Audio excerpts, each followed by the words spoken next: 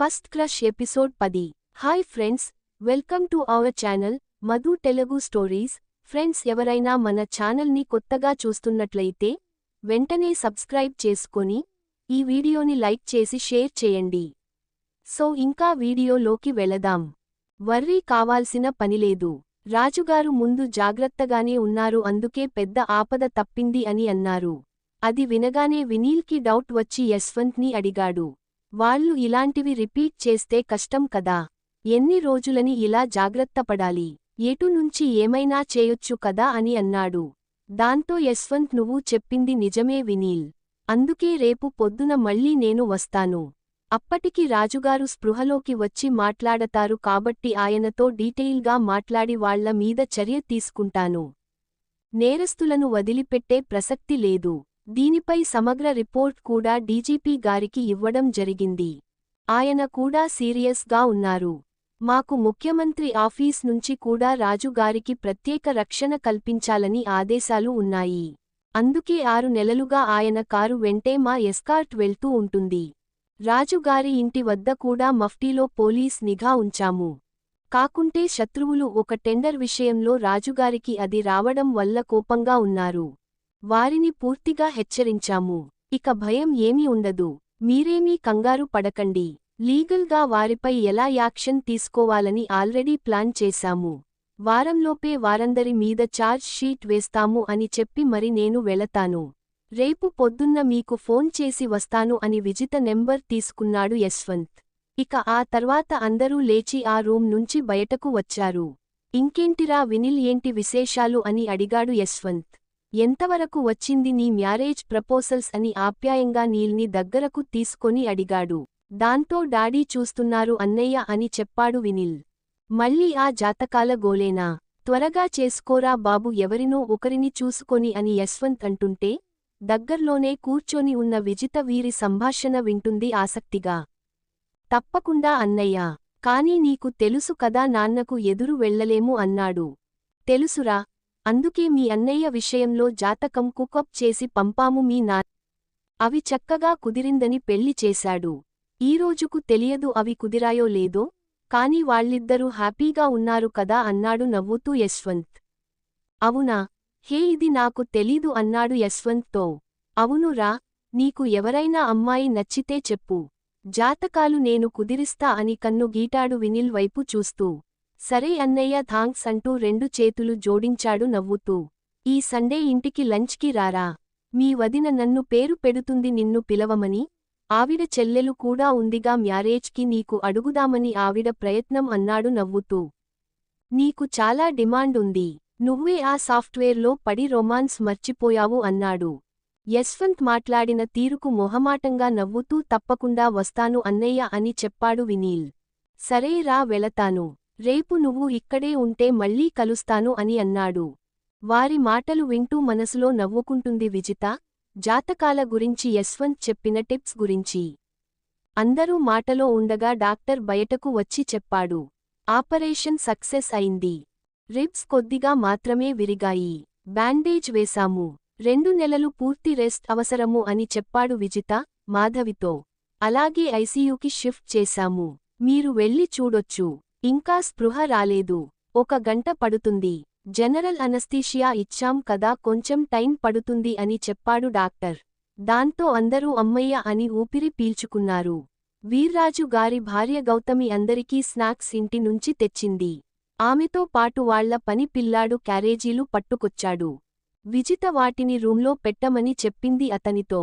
మాధవి, విజిత, వీర్రాజు, గౌతమి అందరూ ఐసీయూలోకి వెళ్తున్నారు. విజిత వెనక్కు తిరిగి వినీల్ని కూడా పిలిచింది. నిల్, నువ్వు రా అంటూ. ఇంతమంది లోపల అంటే పేషెంట్కి ఇబ్బంది విజిత అన్నాడు. పర్వాలేదు రా అంది. తప్పదన్నట్లు లోపలికి వెళ్లాడు వాళ్లతో వినిల్. అది విఐపి ఐసీయూ కావడంతో చాలా పెద్దదిగా. వెంకటరాజు గారు ఒక్కరే బెడ్లో ఉన్నారు. అందరూ ఆయన దగ్గరికి వెళ్లారు. విజిత బాండేజ్ అవి చెక్ చేసింది. తల్లితో భయం ఏమీ లేదు మమ్మీ, త్వరలోనే కోలుకుంటారు. కాకుంటే డాక్టర్ చెప్పినట్లు 2 నెలలు ఇంటి నుంచి కదలకుండా ఉంటే మంచిది అని చెప్పింది.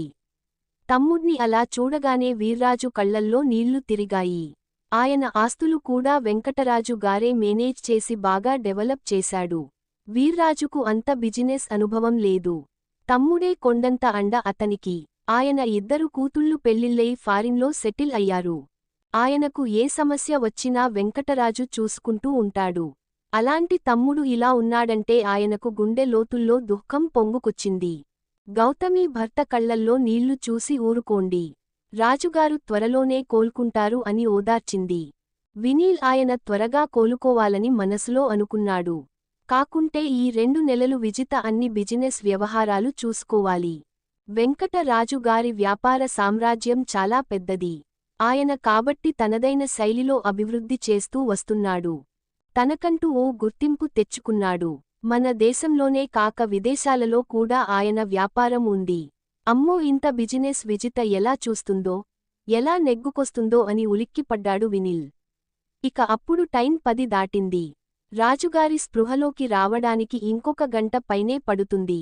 అందరూ ఐసీయూ నుంచి బయటకు వస్తుంటే మాధవి తను అక్కడే కూర్చుంటాను అని చెప్పింది. దాంతో గౌతమి కాస్త ఏదైనా తినేసి వచ్చి కూర్చో మాధవి, నేను ఇంటి నుంచి అందరికీ టిఫిన్ తీసుకువచ్చాను అని చెప్పింది. సరే అని అందరూ బయటకు వచ్చారు. అక్కడే వెయిట్ చేస్తున్నాం మృణాల్, ఆఫీస్ స్టాఫ్ ఎలా ఉంది అని అడిగారు వినీల్ని. బాగానే ఉన్నారు మృణాల్, స్పృహలోకి రావడానికి ఇంకొక గంట పడుతుంది అని చెప్పాడు వినీల్. అయితే సరే వినీల్, మేము రేపు వచ్చి కలుస్తాను రాజుగారిని అని చెప్పి వాళ్లు బయలుదేరారు. వీర్రాజు వినిల్ని తీసుకొని రూంలోకి వెళ్లాడు. ఆడవాళ్లు ప్లేట్లో స్నాక్స్ పెడుతున్నారు. ఎవరికి ఆకలి లేదు. అందరూ డల్గా ఉన్నారు. ఏదో మొక్కుబడిగా ఆ పూటకు తినాలి కాబట్టి తప్పట్లేదు. వినీల్ రాత్రి ఫ్రూట్ డైట్ కాబట్టి కొన్ని ఫ్రూట్స్ తీసుకున్నాడు థాంక్స్ చెప్తూ. దాంతో ఇదేదో బాగుందే అని అందరూ వినిల్నే ఫాలో అయ్యారు. ఎందుకంటే ఎవరికీ తినే మూడు లేదు. తినడం అయిందనిపించి కాఫీ తెప్పించుకున్నారు. వీర్రాజుని, గౌతమిని ఇంటికి వెళ్లమని చెప్పింది విజిత. కాని వీర్రాజు గారు అప్పటికే బాగా డల్గా ఉన్నారు. ఆయనకి కొంత అనారోగ్యం కూడా ఉంది. సమయానికి మందులు వేసుకుని ఎర్లీగా పడుకోవాలి. అందుకే ఎక్కువ శ్రమ తీసుకోరు. వెంకటరాజుగారి మీద ఆధారపడుతున్నారు ఎక్కువ భాగం. పర్వాలేదు రా విజ్జి, ఇక్కడే ఉంటాం ఇవాళ అని అన్నాడు. దాంతో వద్దు పెదనాన్న, మమ్మీ నేను ఉంటాము. వినీల్ని కూడా రిక్వెస్ట్ చేశాము. అతను తోడుగా ఉంటాడు. డాడీకి స్పృహ వచ్చేటప్పటికి ఇంకా గంట పడుతుంది. ఏదైనా ఉంటే నేను మీకు కాల్ చేస్తాను అంది విజిత. దాంతో సరే అని ధైర్యం చెప్పి వీర్రాజు, గౌతమి ఇద్దరూ లేచారు. వీర్రాజు వినిల్ దగ్గరికి వచ్చి కొంచెం శ్రమ అనుకోకుండా చూసుకో బాబూ అని చేతులు పట్టుకున్నాడు. అయ్యో సార్, భలేవారే, నేను చూసుకుంటాను. ఏమి పరవాలేదు, రాజుగారు త్వరగా కోలుకుంటారు నాది పూచి అన్నాడు భరోసా ఇస్తూ. చాలా మంచివాడవయ్యా నువ్వు అంటూ వినీల్ భుజం తట్టి బయలుదేరారు. మాధవి ఐసీయూలోకి వెళ్ళింది రాజుగారి దగ్గరికి. విజిత కళ్ళు మూసుకొని అక్కడే కూర్చొని ఉంది. తండ్రి యాక్సిడెంట్తో బాగా డిస్టర్బ్ అయింది. మొహం బాగా వాడిపోయింది. వినీల్ తండ్రితో ఫోన్లో మాట్లాడి విజేత దగ్గరికి వచ్చి కూర్చున్నాడు. విజ్జి, ఆర్ యు ఓకే అని అడిగాడు. ఏమీ అర్థం కావడం లేదు వినీల్. డాడీ వెనుక ఇంత కుట్ర జరుగుతుందంటే భయంగా ఉంది అంది విజిత. అదేమీ వర్రీ వద్దు విజ్జీ, యశ్వంత్ అన్న చెప్పాడు కదా, మీ నాన్నగారు పోలీస్ డిపార్ట్మెంట్ని ఎప్పుడో అలర్ట్ చేశారు. అందుకే ఇవాళ సేఫ్గా ఉన్నారు. రేపు మార్నింగ్ యశ్వంత్ వస్తే ఎలా వాళ్లని శిక్షించాలో ఆలోచిస్తారు. అప్పుడు వాళ్లకు భయం కలుగుతుంది. అంత బాగానే ఉంటుంది. నువ్వు ఎక్కువ ఆలోచించకు ఈ సమయంలో అన్నాడు వినిల్. నాకు నీ సహాయం కావాలి. నీల్ నాన్నగారు కోలుకునేందుకు కనీసం 2 నెలల పైనే అవుతుంది. పెదనాన్నగారు కూడా అంతా ఆరోగ్యంగా లేరు. మా వాళ్లను ఎవ్వరిని నమ్మాలంటేనే భయంగా ఉంది. ఈ సమయంలో నా మనిషి అంటూ ఒకరు ఉండాలి నాకు తోడుగా. అది నువ్వైతే నాకు ధైర్యంగా ఉంటుంది. ప్లీజ్ ఉంటావా అంది. దాంతో వినీల్, నేను మీ పక్క ఇంట్లోనే ఉంటాను కదా విజ్జీ, నీకు ఎప్పుడు ఏ అవసరం ఉన్న వెంటనే వస్తాను అన్నాడు. అలా కాదు నీల్, నాకోసం 2 నెలలు లీవ్ పెట్టు. మా ఇంట్లోనే ఉండు. ఈ బిజినెస్ వ్యవహారాలు నాకు అంతగా తెలియదు. నాన్నగారు కదిలే పరిస్థితిలో లేరు కదా, నేనే అంతా చూసుకోవాలి. నువ్వు నా పక్కనే ఉంటే నాకు ఈజీగా ఉంటుంది, ప్లీజ్ కాదనకు అని అడిగింది. అమ్మో 2 నెలలు నా జాబ్ వదిలేసి నీతో ఉండి మీ బిజినెస్ చూడాలా అని ఆశ్చర్యంగా అడిగాడు వినీల్. నా ఉద్యోగం ఉండదు విజ్జీ, ఇప్పుడున్న ప్రాజెక్టులో అతి కీలకమైనవి నా చేతిలో ఉన్నాయి. నేను వారం లీవ్ పెట్టిన కంపెనీ ఊరుకోదు అని అన్నాడు. వాళ్ళు సంవత్సరానికి ఇచ్చే జీతం నేను నెలకు పే చేస్తాను వినిల్. ప్లీజ్ నన్ను అర్థం చేసుకో, నీకు ఎలా చెప్పాలో తెలియట్లేదు. ఈ 2 నెలలు చాలా ఇంపార్టెంట్. నేను చాలా టైం వేస్ట్ చేశాను. నాన్నతో అసోసియేట్ అయ్యుంటే ఇప్పటికీ కొంత తెలిసి ఉండేది. అంతా నా తప్పే అంటూ బాధపడుతుంది. రేపు నాన్నగారు ఇవన్నీ నాకు అప్పజెప్తారు. నేను బిక్క మొహం వేయాల్సి ఉంటుంది. ఆయనను చాలా ఇబ్బంది పెట్టాల్సి వస్తుంది అని బాధగా చెప్పింది విజిత. ఈ కంపెనీలో ఇప్పుడు జాబ్ వదిలేస్తే నాకు అమెరికాలో గ్రీన్ కార్డు అవి అన్ని కోల్పోవాల్సి వస్తుంది విజ్జీ, నేను చాలా ఇబ్బంది పడాలి అని అన్నాడు వినిల్. అంటే మరి మనకు పెళ్ళైతే నువ్వు ఇండియాలో ఉండక అమెరికా వెళ్తావా అనుమానంగా అడిగింది విజిత. అయ్యో విజిత, అసలు ఏమీ లేకుండానే నువ్వు గాలి మేడలు కట్టేస్తున్నావు. పెళ్లి వరకు వెళ్ళిపోయావు అని అన్నాడు.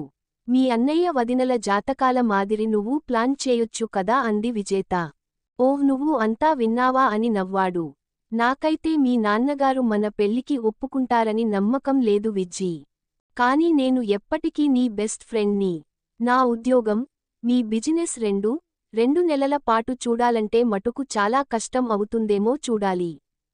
కానీ ముందు మీ నాన్నగారు క్షేమంగా ఇంటికి వచ్చి హ్యాపీగా ఉంటే ఆయనతో ఆలోచించి ఏం చేయాలో ప్లాన్ చేద్దాం.